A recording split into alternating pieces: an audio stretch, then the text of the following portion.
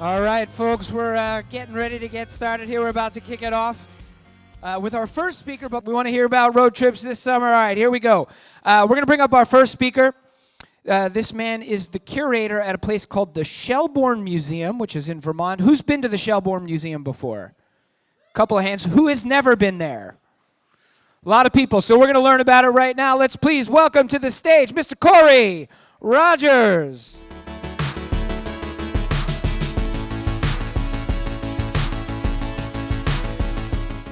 I'm going to grab my beer, Hello. Kory. Okay. Have a seat, Kory. Thanks. All right, so we just saw that a number of folks here have never been to the Shelburne Museum. Out of curiosity, who has never even heard of it? A lot of people have never even heard of it. All right, so let's start there, Kory. Give us if you can the thumbnail sketch on what this place is. It's this delightfully eclectic institution that was started in the 1940s by a woman named Electra Havemeyer Webb. She was a voracious collector. She inherited that gene from her parents, who started, if you've ever been to the Metropolitan Museum of Art's Impressionist collection, the Havemeyers, Electra Havemeyer's parents started that collection. She was this amazing person who moved 25 historical structures to the grounds. We have about 42 acres. Oh, wait, say that again. She moved 25 historical structures to the site. Exactly, including a 210-foot-long steamboat that she had to build a crib for and move overland 3 miles in the winter in 1952. By herself. All by herself. Dragging it. Yeah. Through the snow. She was from sturdy stock. Yeah. Yeah. So when you say structures, what are we talking about? So one of the structures is a steamboat. Are the rest of them buildings? What do you mean? Yeah, we have round barns. We have meeting halls. We have a covered bridge. And we have she collected, over the years, probably in total about 150,000 objects. And it ranges from Impressionist paintings to 19th century mustache cups, which are these really weird things that I knew nothing about until I moved to the Shelburne Museum. All right. Again, I'm just going to have you reiterate. Yeah. You said 19th century mustache cups. Yeah, these were What are they? These were little porcelain cups that had little guards where the mustache was, so when you would drink, you wouldn't get your milk from your coffee. Oh, because they all had big mustaches. Yeah, and my favorite one actually says "Mom" on the side of it. So you're like, who gave that to their mother? Well, some mothers have mustaches, so Yeah. I mean, it's My mother's it happens. Mexican. She has a mustache too. So, all right. So you have things like Impressionist paintings and mustache cups, and these are what in these buildings, in these structures. How does it work? In these historical structures. Paint a picture for me. I come up all there. over the grounds. Yeah. So when you come in, you're confronted by a huge federal-style building that holds the apartment that Mrs. Webb lived in New York, and that's where the Impressionist paintings are housed. There's a lighthouse that goes along with the steamboat. Like you do. Yeah, you have to have that. You can't have one without the other. And, we have a great American paintings collection. We have great Wyeths. We have Copley's, amazing, amazing works. Wow. Yeah. So it sounds like if I'm kind of like a serious, I like to look at paintings, I go to more traditional museums. You got something for me there. We have something for everybody. If you come to this museum and you're bored, you are a terrible person, right? You have no interest. We have a circus collection. We have... What's in the circus collection? Oh, it's really weird. We have this great poster collection that ranges from the late 19th century all the way up to about 1950, but we also have these miniature circus models that these people carve, these very dedicated people who spent 25 years of their life carving these miniature circus parades. It's a weird, wonderful place, and you all should come. And if you don't come, you should be ashamed of yourselves. I mean, it literally sounds like a David Lynch movie or something. It sounds insane, It's and I'm surreal. 100% in. Yeah. So, where is it? Where is it? How far away is it? Where do I, if I'm like, oh man, I want to go up there this summer, We're in the Champlain Valley, the western side of Vermont. We're about 7 miles south of Burlington, which is the largest city in Vermont. Just come anytime. Yeah. We're open, the main campus is open from May until the end of October, and then our year-round facility is open the rest of the time. Is it the kind of thing that can you do it in a day? Or you're the curator, so you're gonna say no. But I do mean like if I'm planning a trip, like do I want to go like all right, and then one afternoon we're gonna go there, and then the rest of the time we do this other thing, or can you do like repeat visits? If you're into like surprise and delight, then by all means come in blind. But if you want to really kind of curate your own experience there, go on the website, look at the different types of collections we have and the buildings, and you can kind of make your own path. So I used to work at an art museum in Philadelphia, and I sort of understood how the curators worked and how they got their job, right? Like Joe Rischel, who was the curator of European paintings, like studied European paintings, and so he was curating European paintings. How do you become the curator of a place like that that's just like this strange and sprawling collection of things? It's a circuitous path. I was a grad student at the Smithsonian. I'm a decorative arts historian, so I study furniture, glass, ceramics, and the type. And I couldn't find a job, as you can probably imagine. That's a very specialized field. And so I started out as an intern there 15 years ago, and I've just kind of worked my way up the ladder. Really? Yeah, and you have to be a generalist. You have to be excited and interested about very odd and curious things. So what is your day-to-day like? Like, are you just managing a collection that is static? Are you collecting new things? Are you making, relationships with other collectors? What do you do? It's amazingly hectic. I not only am responsible for being the steward of this huge collection, I'm also curating temporary exhibitions. I just did a show with 4 other museums called Wild Spaces Open Seasons, and it's really the first kind of time in American art that scholars have looked at this subject matter, which is kind of surprising. And we have borrowed from institutions all over the country, the Met, Philadelphia, and it'll be up until August. So if you're interested in the subject, please come out and see it. It's an amazing show. When you go to like museum curator conventions, are you like, do you feel like among other curators, do you have to sort of fight for a little bit of respect, or are they all jealous of you and your job at such a unique and strange museum? I don't, there are those people who specialize, and then there are people like me who, are jacks of all trades, master of none. And so I think that people kind of appreciate what it is I do, and I appreciate what it is they do, even if it is more specialized. Yeah. What, give me like 1 or 2 personal favorite like little gems in the collection that if I'm going to go there this summer, what must I see? You should see the Impressionist paintings collection, but you should also look at our amazing collection of folk art. Electra Havemeyer-Webb was one of the earliest collectors of folk art in this country. In fact, when she was 18, she bought a cigar store figure and she brought it home to her mother, who worked with Mary Cassatt to build her Impressionist collection. And she looked at her daughter and she said, "What have you done?" And the daughter said, "I'm collecting art," and it was completely like a whole mindset. It was a different change for everybody. So that's really awesome. All right, final, before I let you go, okay. We got a bunch of people out here. These people are interested in taking road trips. Make your pitch. Make your final pitch. Why this summer Shelburne Museum has to happen. If you like beer, if you like good cheese, and you like amazing art, you'll love the Champlain Valley. And really, Shelburne Museum is the only place you should come see. We have both. Yeah. Kory Rogers, everybody. Let's hear it for him. But right now, we're going to introduce our next speaker. Who here likes food? Yeah, right? Who here has sort of dreamed about maybe someday being a food writer? It seems like it would be literally the coolest job on the planet, right? You get to eat food, you get to write about food. Well, we're going to find out whether or not that is actually as cool as we all might imagine it is. And we're going to bring our next speaker to the stage. As I've mentioned, we got a bunch of Yankee magazines laying around. And we've got their senior food editor, which sounds very impressive. Welcome to the stage, Amy Traverso.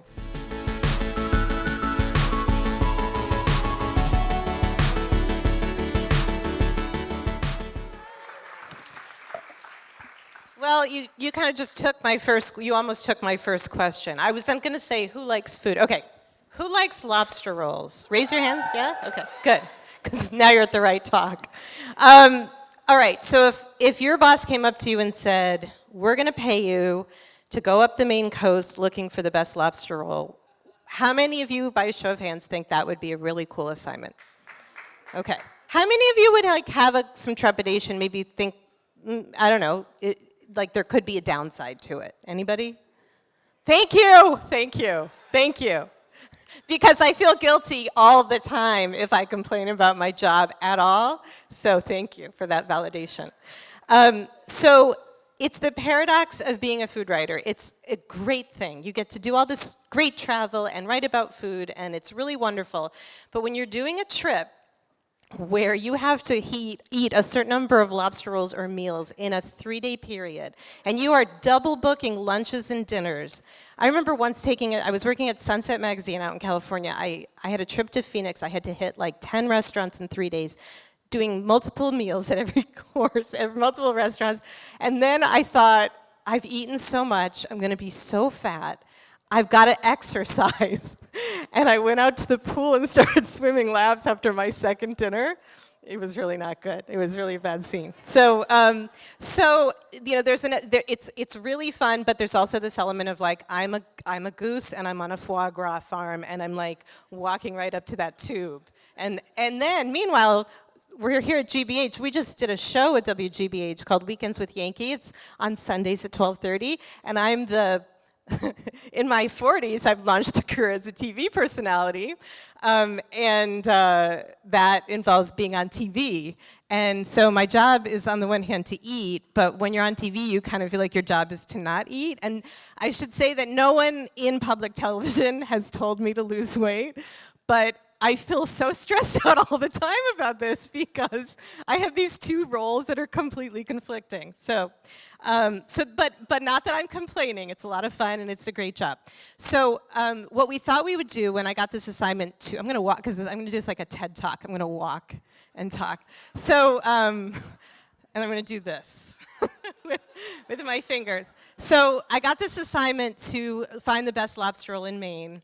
And believe me, I'm prepared after this to hear all of you that I got it wrong and that there's a better one, and we can talk after. But we decided to do it in an RV because it was going to be a lot of moving, and I wanted like storage for the lobster rolls, and I thought it might be fun, but I had some reason to be trepidatious. Could I have the next photo? So my first RV trip was in this thing, which was 33 feet long, very wide. When my husband and I were in the front seats, we couldn't touch fingers. That trip began with us perched on a boulder on our first night. And this thing was so new, it had as many miles on it as there are between the factory and the dealership where we picked it up. We put a giant crack up the back. And then a couple days later, we accidentally drove up the Cadillac Mountain Auto Road in this 33-foot RV. So could I show you the next picture? So that's me driving. I lasted for 30 minutes, and I had a migraine so intense that I had to lie down the rest of the day. My husband did all of the driving. So we had a spotty history with RVs, and there was reason to be concerned. On top of that, I had done one other lobster tour when I was working at Boston Magazine. I found out right after I took the assignment that I was pregnant, and the morning sickness basically hit when I was on the Piscataqua Bridge going over the river into Maine. And I don't know, eating lobster rolls when you have morning sickness is not good, and my husband had to fly up in a single engine plane in fog to Rockland to like rescue me and actually be the designated eater. So for all these reasons, there was reason to be trepidatious, but we still thought this will be really good, and we have a little son now who survived all that lobster in utero, and but I think I have like a Freudian repetition compulsion thing because I wanted to like front load this trip with stress, so we adopted a rescue dog the week before we took this trip. And he was rescued from Georgia, and he came up in a van, and it occurred to me only after we left that a dog that had just been trucked in a van with a bunch of really terrified dogs might not see an RV trip as a family vacation as much as like another sort of Bataan Death March kind of situation. So the first night we decided to kind of ease into the RV. We actually stayed with some friends who have this beautiful house in Maine, and we thought, you know, why rush into things? And so we were staying at their house, but we arrived with our new dog, who promptly like confirmed my concern by just like unloading all the stress on their floors all over their beautiful house. So that night, I was convinced I just led my family into disaster. What was I thinking? So I sat down to try to gather my thoughts, and I came up with a list of my. I was like, I need to do it like an accounting, and I need to have a plan here. So I made a fearless, as they say in AA, a fearless written moral inventory of all my lobster biases and goals. So here's what I think about lobsters. 1, lobster rolls. The beauty of the Maine lobster roll lies in its simplicity. It's a perfect marriage of the lean, sweet meat with the rich sauce.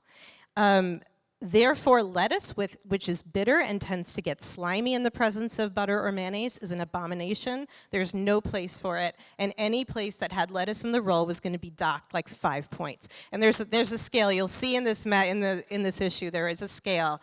It was a sure way to lose this thing, and maybe that's not fair, but I really feel strongly about that. Other things like celery, chives, those would be considered on an as-needed basis, but the lettuce thing for me was an absolute sort of deal breaker. The second thing, on the matter of sauces, the mayonnaise has to be tossed with the meat just before serving, or even better, used as a condiment, which is exactly what it is. It is, I mean, there is such a thing as lobster salad, but in this case, keeping the mayo away from the lobster meat until right before eating is really important, because the mayonnaise actually makes the meat mushy. It kind of soaks into the meat. It takes away that sweet flavor and replaces it with mayonnaise flavor. And I mean, look, all lobster rolls, there's not really such a thing as a really truly terrible lobster roll, but you can taste it when it's been sitting, pre-mixed and sitting in that mayo. So that was important to me. The roll must be on a split-topped, buttered, and grilled bun. I mean, do you guys agree? Like the New England hot dog bun is the only proper. Okay, because I just did a tour of Boston lobster rolls, and a lot of people are serving them in buns that are not naked on the side. They're like crust all the way around, and I don't see the point. The last thing is that the whole thing should fit. It should fit in an average-sized human mouth in one bite. That if you need a fork to eat it, then you're not getting that perfect marriage of all the elements, which is what's really what makes the lobster roll so great. Okay, so I had my criteria. We set out the next day, and Okay, I got 2 minutes. I'll cut to the chase and tell you that there were actually it was a miracle. There were no further disasters. The RV was leaking one rainy morning. That was about the worst of it. It was one of the best trips we've ever taken. There was something incredibly lovely about confining our world to this little space. We bonded with the dog. But here are the winners, because I want to tell you where to go on your road trip this summer. The #1 winner for Maine lobster rolls. Next slide, please. McClune's Lobster in South Thomaston, Maine. Not only was it one of the most beautiful places I've ever been. The shack, this is actually the red shed you see here. This is where the lobster boats come in to deliver the lobster. And then back there you can see a white tent. Just beyond that is the actual little walk-up window. There's homemade pie. You can get the lobster roll you saw at the opener. That was their lobster. And the great thing about them, you don't have to choose butter or mayo. They'll split it in half and do both. They won then. And the other thing about it is they put the mayo in the bun like a condiment, which is, to me, just perfect. Because they're so confident in the quality of their lobster, they don't need to hide it. So that's a great place. South Thomaston is near Camden, south of Rockland, Rockport. Great. It's so beautiful. Okay, #2. Quoddy Bay Lobster. This is way up in Eastport, Maine. This is so close to Canada that we got a $300 data charge from my son playing Minecraft on my phone, which we were able to get taken off the bill. But it is Canada. It is practically Canada. You see Canada. You're seeing Canada there. But don't stop at Bar Harbor with Maine. Keep going. The Bold Coast, the northern coast, is so beautiful. It's so worth seeing. Calais and Machias and Eastport. It is some of the most beautiful, most unspoiled country, and I cannot recommend it enough. And at the end of it, you get to go to Quoddy Bay Lobster, which which you can see the difference in scores is like 1/10 of a decimal or something. Excellent lobster roll. Okay, next one, because I know I'm running out of time. This one's much closer. This is the Lobster Shack, and sorry, the view is so pretty. It was prettier than the restaurant. This is the Lobster Shack at Twin Lights. This is the view. It's like a 180-degree ocean view panorama. It's in Cape Elizabeth, right near Portland. Very easy to get to. Really, really good lobster roll. And they put the mayo on top, which you can then spread, but it's a really, really good roll. And then the last one, which is even most convenient, is the Clam Shack in downtown Kennebunkport, right on the river. There's the Clam Shack. It's a great lobster roll. They actually put it on a hot hamburger bun, but the quality of the meat is so high that I was willing to overlook that. And this is a lobster roll or bun you can get any day because it's just, a couple hours away. So we returned without a scratch, almost. I did scratch the roof of the RV on a street sign in Camden, Maine, but they didn't notice that. And could we just get the last photo? This is me and my husband after we returned the RV and got the okay. Is there another photo? Oh, we're just, okay. Well, I think maybe we don't have it. It's just a look. Okay, there we are. So relieved, because you can see the woman in the back. She's inspecting it, but she had just told us that we were going to get our deposit back. We are so happy. There are actually RV car washes. We had gone to an RV car wash in West Boylston or somewhere out near Worcester. And they have these massive bays, and you can hose down your RV. So we had just done that. We were hot and sweaty. But it was a fantastic trip. RVs are not cheap. They're really more expensive than you would think. But I still would love to do this again. And I'm thinking maybe a chowder tour for the next one. So thank you very much for your attention, and eat lobster rolls. Let's hear it for Amy one more time. Let's hear it for her. Come on now. Okay, so a few quick questions before I let you go. Number one, would you recommend, it sounds like you would, doing kind of like a road trip where you kind of hit all of these along with Maine? I mean, like you had a checkered experience. I would say in the magazine there's a list of of all the ones we visited, like 22 shacks. I would say take the top 5 and build an itinerary around them. Absolutely. And we accounted for atmosphere because that is part of the experience. So definitely do that, and really go all the way up. Maine, it's a long drive, but it's so beautiful. All right, I'm going to ask you kind of a sort of a strange question, because you're focused on lobster roll, and I get that 100%. But as somebody who knows food, writes about food, etc., at these kinds of places, let's say you're with a group of people and there's somebody who doesn't like lobster, or doesn't like mayo, or doesn't like lobster roll. What would you say reliably, or whatever, is you go to a sort of a clam shack or a lobster roll place, somebody doesn't like lobster roll, what should they get? The menus vary. All of them have non-fish options because they know that some people are allergic or whatever. And you can't go wrong with a burger. It's hard to totally screw up a burger. I've done it. It is. I mean, I've definitely done it. I think but they tend to have that. I think the one thing to look for in Maine, though, there is this tradition also of the crab roll. Crab rolls are there's these people in Maine who used to make careers out of being crab pickers, and they could sort of denude a crab in a minute, and it was a real industry there. And crab rolls are still really prized up there, but they're more rare because it's really labor intensive. And if you want to try one, there's a great place called Days Lobster, which is in South Freeport, I think. It's north of Portland. And Days Lobster, right along Route 1, they tend to sell out by 1 o'clock because they just can't produce that much volume. So try a crab roll, but if you're not doing seafood, you're going to be probably stuck with a burger and fries because there's not a tremendous amount of variety. But in Eastport, they had cannolis on the menu. And I was like, are there a lot of Italians living in Eastport? And the woman's like, no. We just like cannolis. Okay, it's a mystery. Really quick before I let you go, tell me a little bit about this television show that you're doing with GBH. Yeah, Weekends with Yankee. It's a travel show, travel and sort of lifestyle. We go all over New England. We bring you the best places, the most beautiful places behind the scenes. We actually did Shelburne Museum and Shelburne Vermont, Shelburne Farm. Perfect. It's a great tour. It's if you know New England, it's like hidden insider access, and if you don't know New England, it gives you a lot of highlights. We tried to hit all those notes, and then every episode has a food segment that I do. We did a clam bake with the guys from Eventide Oyster out in Bar Harbor. We hung out with Barbara Lynch and made cassoulet. There's a lot of really fun food content. Amy Traverso, everybody. Let's hear it for her. All right, we're going to bring up our next speaker, who is a freelance writer. He's based in Worcester. He does soccer stuff, but his real specialty is beer. I had a great time chatting with him before we came out. This guy really knows his stuff about beer, breweries, and he's going to shine a light on all that for us. So let's welcome up here Kevin Koczwara.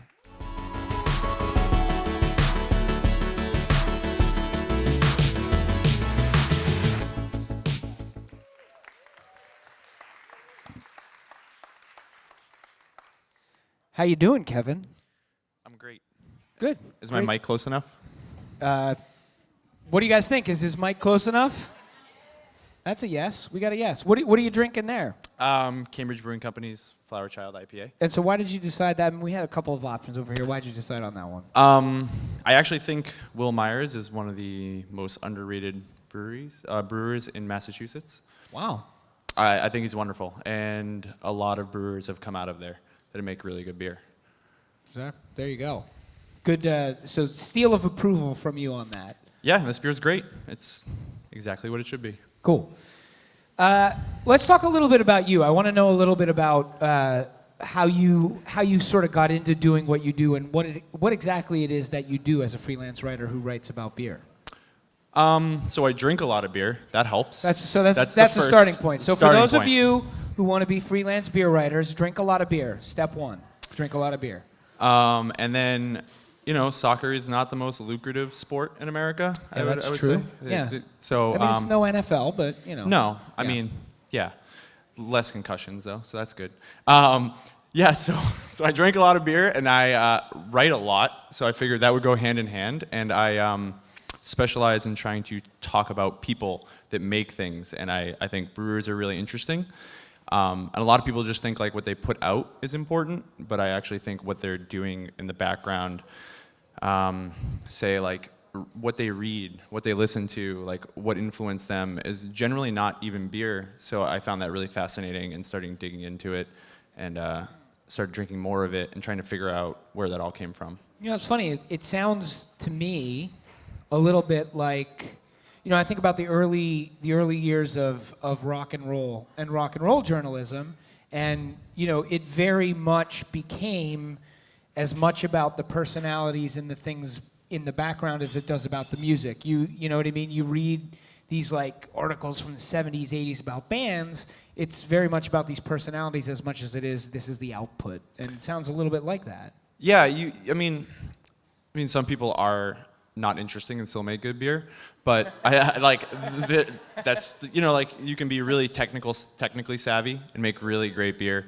but I think the people that like make the best are craftsmen in the same way that like the best musicians are craftsmen. They're like, you can be as technical as you want, but like you actually there has to be some other part going on. Yeah. There's some missing piece, right? I mean, we all have it, or somebody has it.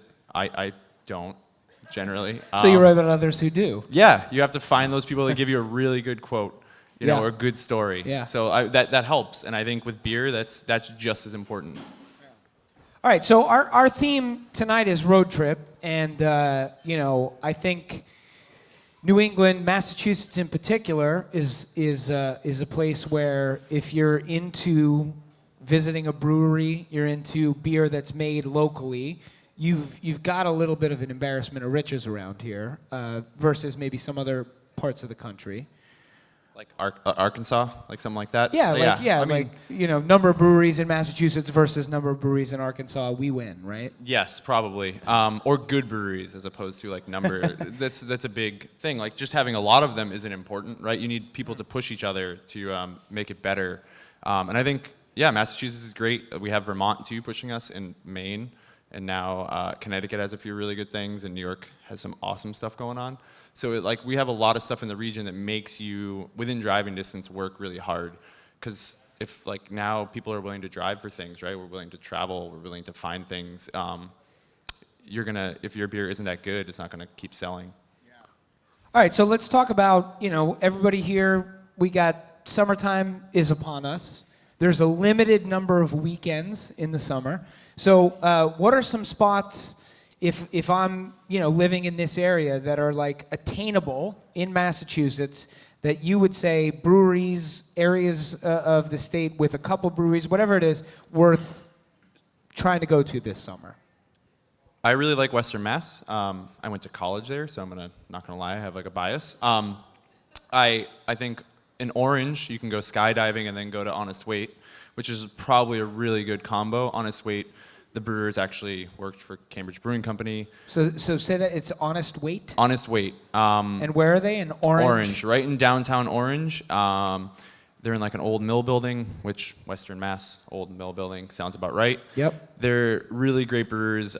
Branch Bridge is one of my favorite beers. It's come out in like the last few years. It's just really easy drinking. It's clean. It has enough mouthfeel to kind of keep you interested, which is kind of one of the next steps in beer is like what it actually feels like when you drink it. That's important, right? When you eat something. Taste, who cares anymore? Now it's what it feels like. Yeah, it's what it feels like going down, right? What it feels like in your mouth. Feel. Mouth feel, right? It's got this nice, it's robust, it's got some oats in it. They'll tell you it's got rolled oats, which is going to give you a little bit of like a creaminess to it. So it's not just crisp water going down. So it holds that flavor. What's the brewery like there? What's the brewer like? Yeah, like what's it like out there? It's an old abandoned mill building. They have food trucks come in, so that's always good. That seems to be a really staple of breweries. It's easy because then they don't have to run a kitchen, which is smart because if anybody knows, running a kitchen is expensive and hard and takes a lot of work. And if you're already running a brewery, which is all upfront costs, it's difficult. And they don't package, so they don't ship out much. They package now a little bit, some bottles. They have growlers and stuff like that. But mostly, if you want to try this beer, you got to go there. Yeah, or there's a few bars that have it. Good bars. You can go to Lord Hobo will have it in Cambridge, so if you don't want to make that long drive, that's always good. But that's a good starting point. So go to Lord Hobo, try one. If you like what you got, think about tripping out there. I recommend doing that a lot. Going to Lord Hobo, trying something because they'll have it. Them or Row 34 in Boston are kind of the two that you can always count on something interesting. And then the other place would be in Turner's Falls. In Turner's Falls? Yeah, it's part of Montague. It's an old town. It's going through a little bit of a revitalization. Anthony Bourdain visited it for his show. He ate at a diner. So that always helps. Now people have to go, right? Exactly, right? I mean, that guy, he knows what he's doing. Yeah, he's a pretty cool guy. He's pretty good at his He's doing job. better than both of us. Yeah, So. he's not on. He's not freelance writing anymore. Yeah, that's right. That's right. The Brick and Feather is there. They're really great. And next door, in Miller's Falls, which is also part of Montague, is Element, which is a more scientific brewery that those guys have been around a while that people don't really know about, and they're excellent. Cool. I could sit here and do this for another 20 minutes, but I'm getting we're running out of time signal. So I'm going to remind you guys that you can grab him during breaks and stuff and ask more, as I will do. But before I let you go, I do want to ask this. I want you to give me, if you can, sort of give me three beers or breweries that you feel like are really hyped that maybe don't deserve the hype that they get. And three breweries that nobody or not enough people are talking about that should be tried. I'll start with the first one. I think Exhibit A in Framingham is excellent. I think Matt Steinberg, who I kind of know through some other friends, is excellent what he does, and he's been doing it for a long time, just kind of under the radar. And his Briefcase Porter is one of the best beers I've drank in a while. And people don't think like porter is this awesome thing. It's not an IPA. The other one is Dan Suarez he's out in the Hudson River Valley. So that's New York. New York, yeah. It's not that far though. It's kind of right over the border. He makes he calls crisp little beers, so they're all low ABV, like pilsners, low pale ales, super easy. It's a family brewery based on Belgian breweries, so you're gonna get a really easy laid back vibe. I went in for a beer and his wife offered my friends and I to stay in their bungalow next door. Nice. And I was like, I'm only here for 10 minutes. I really need to go. But that's great. And she had her baby on her too, so it's wonderful. And his beers are great. He used to work for, I think, still he's hyped but still underrated, is Sean Hill at Hill Farmstead. Where's that? That's in the middle of nowhere. That's in Greensboro, Vermont, in the Northeast Kingdom. There's a pizza place nearby, is pretty much all I can say. How's the pizza? It's amazing, and I also got a Cantillon on draft, which like is pretty good if you know beer. Like I got that for like $6 there at a pizza place in also the middle of nowhere, where it's also the general store in downtown. So that was great. And then I'm gonna skip your 3 hyped breweries. Yeah. But I will say the New England IPA is everybody makes them, and they're not all good. So not all. So what you're saying is New England IPA. I can't just be like it's an IPA. It's going to be great. Yeah, exactly. Not all IPAs are made the same or equally. It's still craft. All right, he's here all night. If you want to know more about it, you can clearly see this man knows his beer. Talk to him if you're a beer geek. This is the guy you want to talk to. Let's hear it for Kevin. Thanks, guys. Thanks, man. The Columbus Theater, Providence, Rhode Island. Old historic theater doing really cool stuff. And we've got their director of programming who's with us right now, Tom Weyman. Let's hear it for Tom.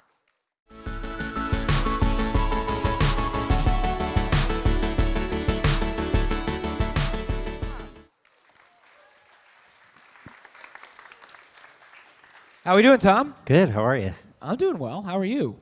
Let's keep talking. All right, let's keep Boston talking. Yeah. Boston talking. Oh, of course, you're from Providence. So how many folks here, actually, let's start here. How many folks here have gone down to Providence, Rhode Island, and spent any amount of time there? So most people have actually been there. That's good start. Good start.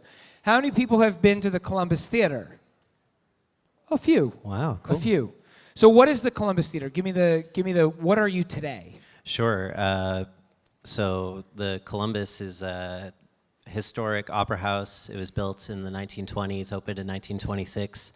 It's kind of lived a bunch of different lives over the years, and most recently it was closed in 2009 due to fire code issues. And in 2012, a group of us came together to help get the theater reopen, and most of us had a background in music, so we've been focusing now mostly on concerts, and also do a lot of comedy and film and occasional theater, stuff like that.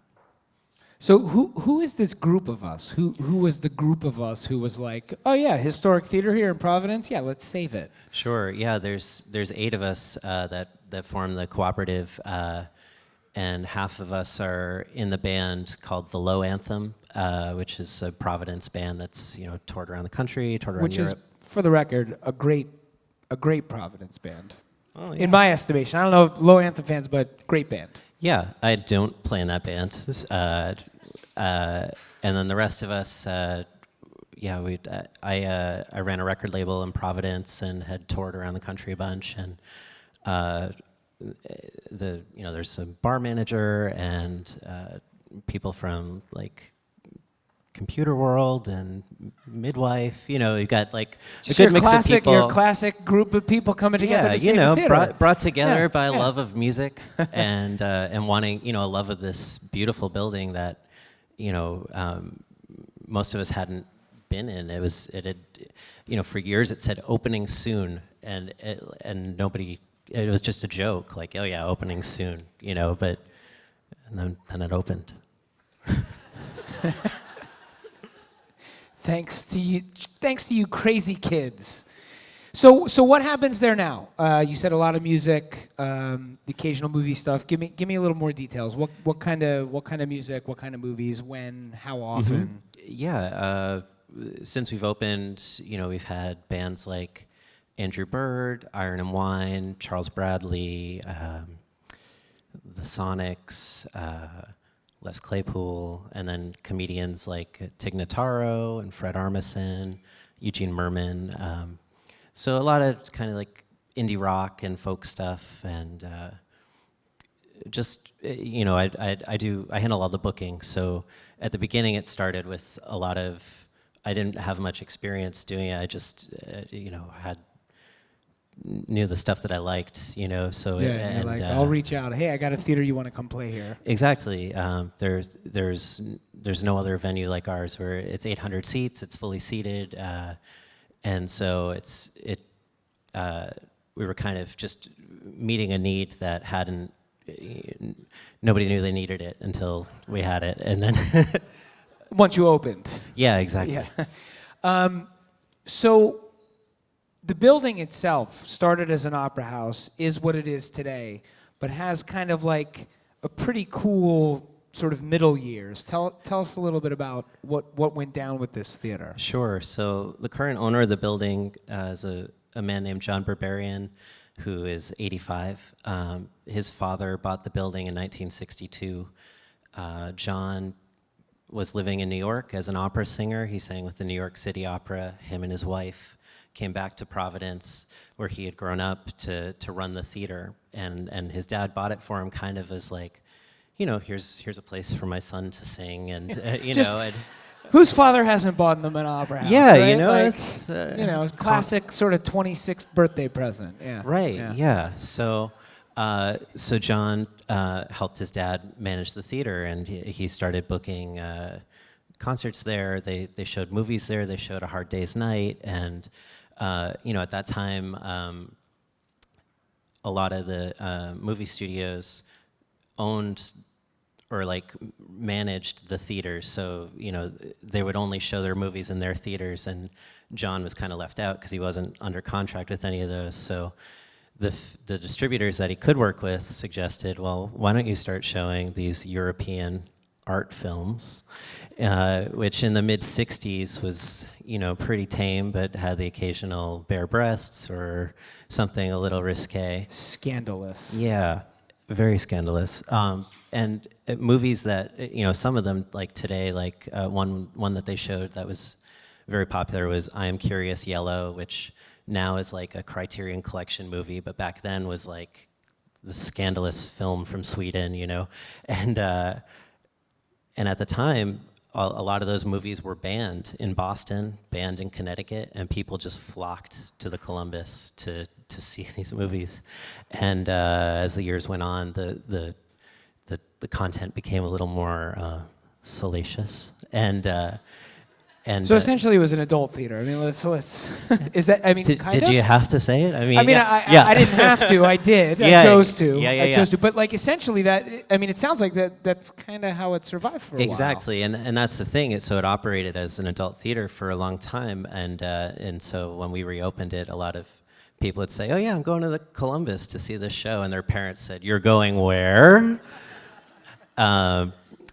But yeah, it's this weird thing because in Providence there was at one time probably 15 theaters in downtown and stuff, and the owner says when you go downtown, anywhere you see a parking lot, like there was a theater there, which is like a little bit of exaggeration, but a lot of these beautiful historic theaters were torn down when radio, TV became more popular. They just fell into disuse and became a parking lot. So it has this weird past, but it also meant that this beautiful historic building has survived, and now we're really excited to be in there and be doing some stuff that's a little more family friendly. Yeah, no, that's all.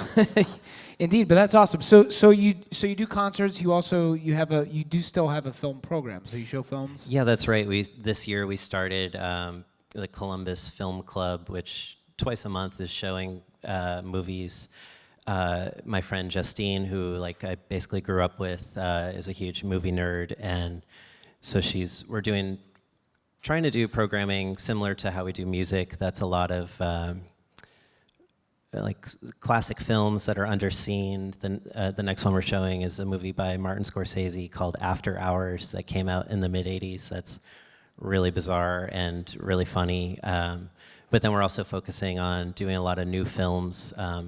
Unlike Boston, we have 2 independent movie theaters in town, so we miss a lot of the stuff that might get shown at Kendall or the Somerville Theater or something. And so yeah, we're showing a lot of new stuff and also trying to show a lot of films directed by women.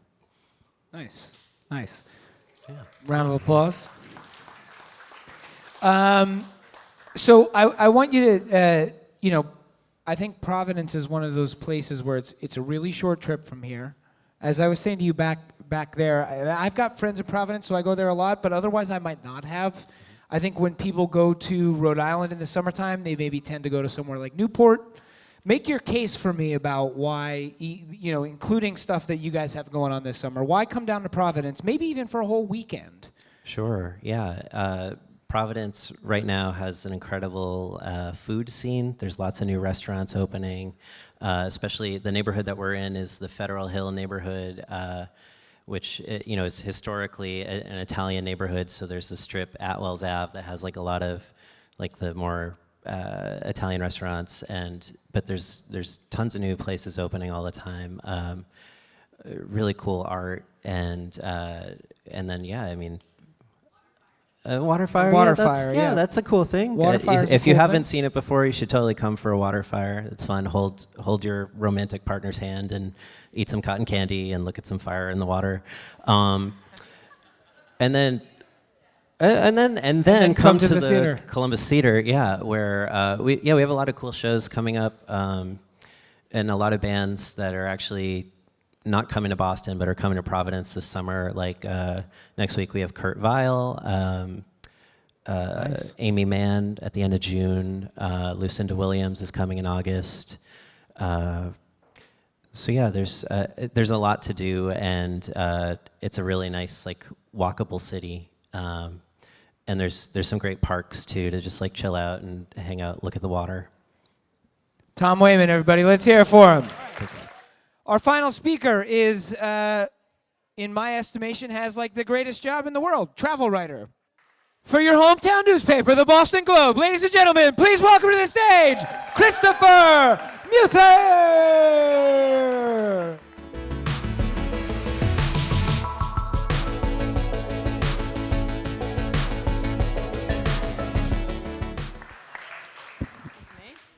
Hey, I'm Chris Muther from the Boston Globe. Hello, everybody. Before I start, I just want to say, what a great job everyone's done tonight, right? And yeah, seriously, let's hear it for everybody. And am I the only one here who wants to run their hand through Edgar's hair? Show of hands, everybody. Anyway, so I'm going to be reading as opposed to more talented people like Amy because I'm jet lagged. I just got back from England last night. I'm slightly drunk and a door fell on my head. So thank you for understanding in advance. So I'm approaching tonight's subject from a more general point of view. I'm a little more meta. I'm going to talk about road trips from the point of how my life has become a road trip over the past 3 years. And I first want to dispel a bunch of myths. Amy did a little bit of this earlier when she was talking about eating and food writing.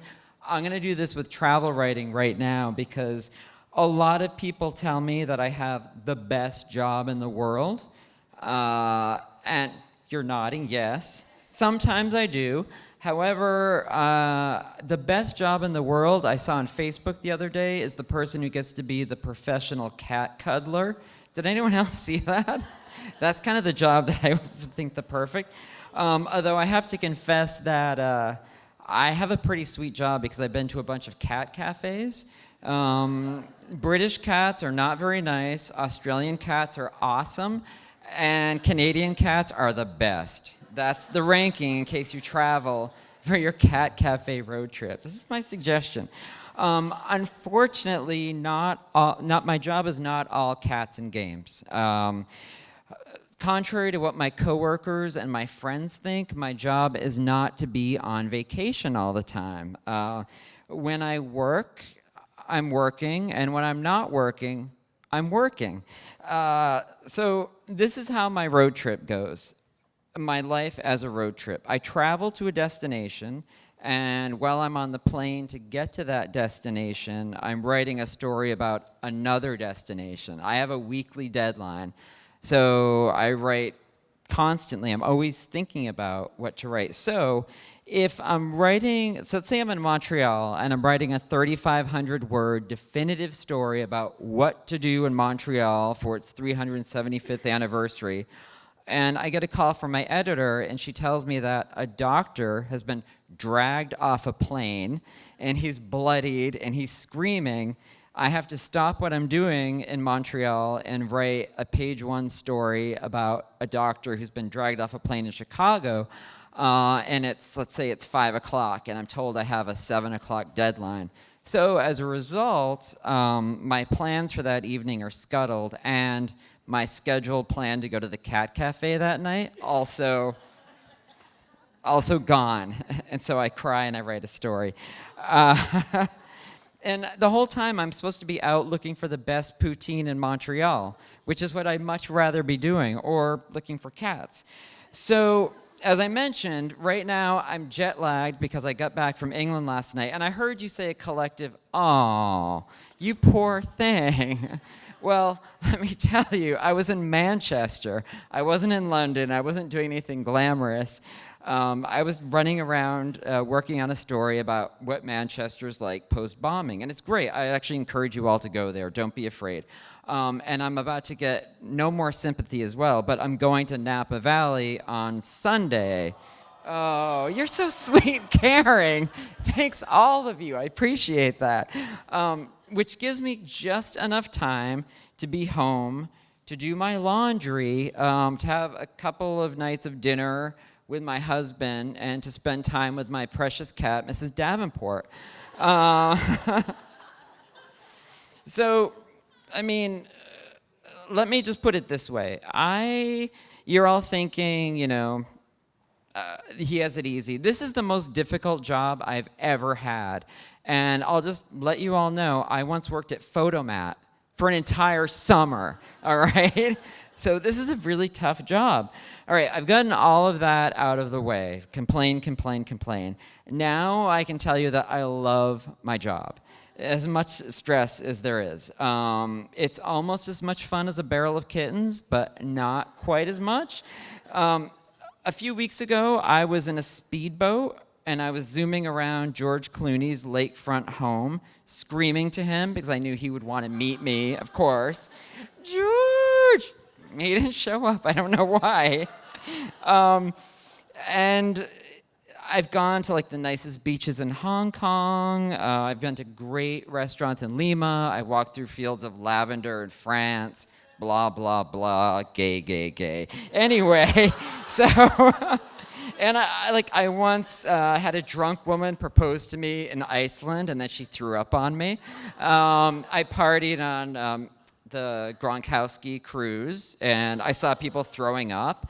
And most importantly, I once on a travel story in Canada, my now husband proposed to me, and he didn't throw up. So score one for travel. Yes. Thank you. I know, and someone actually proposed to me. So back to the topic at hand. Road trips. So my first road trip, officially as travel writer for the Globe, was I rented a van from a New Zealand company called Juicy, and they just come to California, so I wanted to check them out. I rented the van, and I went from San Francisco to Muro Beach. It's like a mid-California. Anyway, I'm in the van. It's my first trip. I only drive small cars, so I have no idea what to do in a van. And I get to my first stop, which is a campground. It's late at night. It's dark. And there's a surly group of raccoons sort of scoping me out. And so I'm kind of afraid to get out of the van. Also because there was a poster warning me about mountain lions in the area. So I sort of went to the back of the van. There was a stove I needed to try out to write about. I made some Jiffy Pop. And then I went into the van and locked the door. And that was like my exciting road trip.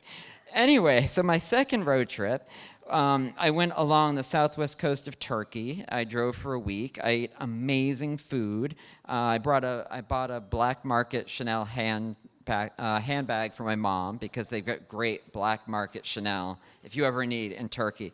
But the sad part, and this is where we all get really sad and quiet, is it was the height of the Syrian refugee crisis when I was in Turkey.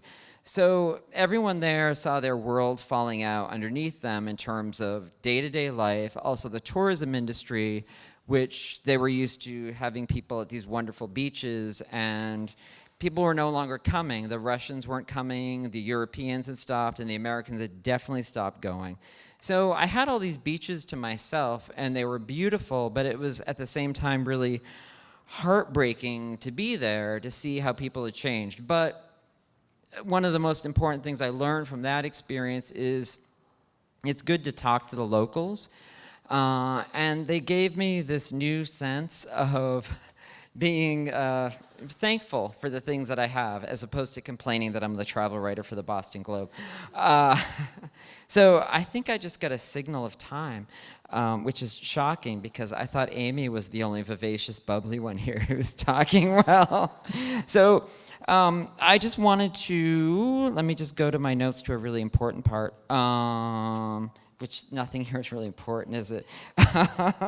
So a couple of things. One is people are always asking me where they should go because I'm a travel writer, and what I always say to them, or what I want to say to them, but we're all friends here, so I can be honest, right, is that I'm not a travel agent. So I don't know where you should go. All I can say is that, you know, figure out where you like to go and go and read what Amy says. No. So within the stories that I write, I sort of lay out where to go, where to travel. But it's difficult because unless I know the person, I can't really say where you should be going exactly. The places that I love to go are the places that are quirky and unexpected.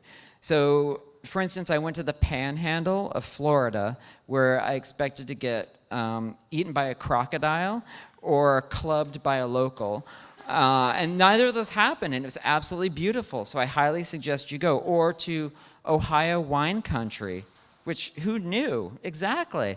And it's beautiful. It's on one of the Great Lakes. And the wine is really good. The people are nice. It's not like Napa where they're like, whatever. And then people will often ask me, what's the place that you don't like to go? And surprisingly, it's Lisbon. I had a really bad experience in Lisbon where I know, like right now, Portugal is the place where all Americans are going because there's no Zika and it's warm and it's beautiful. But it was just one of those moments where it depended on your state of mind, and I had expectations for Lisbon. I did not have expectations for the Panhandle, and I think it all balances out that way. Let's see, I'm so sorry I'm reading, by the way. This feels really lame to be reading. And I mean, the other thing too is also when you go to the Caribbean, you know the beaches are going to be beautiful. And so it's a safe bet. But what I always suggest if you're going to go on a road trip or plan any travel at all is don't be safe. Like, talk to the people at the bar because they'll give you the recommendations, even though they might say they might want to be in a threesome. Like even people who are polyamorous have good travel suggestions. Or when you're in Providence, I'm sorry, I'm going to badmouth Providence, and some kid in a club comes up and says, do you want to try some yip? And you're like, what's yip? And like, it's cocaine. Ask him where to go for nightlife. He knows. Say no to the yip. Say yes to the suggestions. I think I'm being given the hook. So Chris Muther, everybody. Amazing suggestions. So sorry, there were no suggestions whatsoever. Oh, I think there were suggestions. Only about your hair. That was the only solid suggestion. Much appreciated. We'll talk after. We don't have a lot of time left, so I do want to ask you one question, which is sort of a variation on what you said everybody asks you, which I assume is right, which is you're a travel writer, where should I go, right? Yes. Everybody asks you that. Right. Not a travel agent. Yeah. Right. Here's what I am going to ask you. As somebody who has traveled to more places than your average person, that has done it at a pace and with an eye to having to write about it. So really kind of paying attention to what you're seeing when you're there.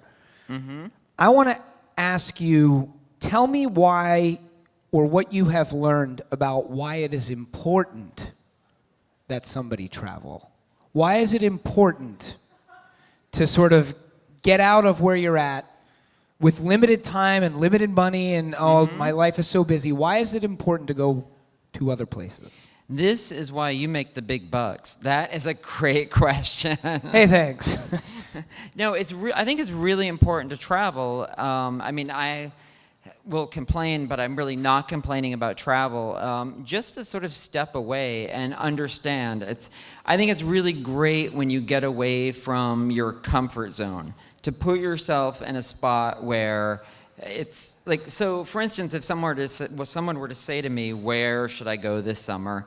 I wouldn't say, go to Lisbon, we know. Go to Lisbon. I wouldn't even say go to Cape Cod, because you're going to go to Cape Cod anyway. Yeah. I would say to go to a place you normally wouldn't go to. Look, God, where were some of the great places? Like Serbia. Serbia has a really great up-and-coming situation. Like Lithuania. These are really wonderful places to go to that are different.